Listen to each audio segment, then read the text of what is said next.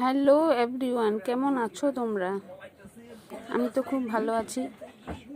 তোমরা কেমন আছো বলবে। আজকে ম্যাগি আর ম্যাকারনি একসাথে বানাবো, তাই ভাবলাম তোমাদের সাথে একটু শেয়ার করি।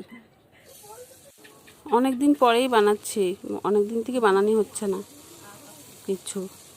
একটু সবজি দিয়ে বানালে ভালো লাগে খেতে, কিন্তু আমি এত একটা ভালোবাসি না ম্যাগি খেতে। ছেলে খুব ভালোবাসে খেতে, এর জন্য ভাবলাম, ও বলছিল যে বানাও, ভাবলাম না একটু বানিয়ে নিই। তোমরা কে কে এভাবে বানাও আর কে কে ভালোবাসো খেতে বলবে।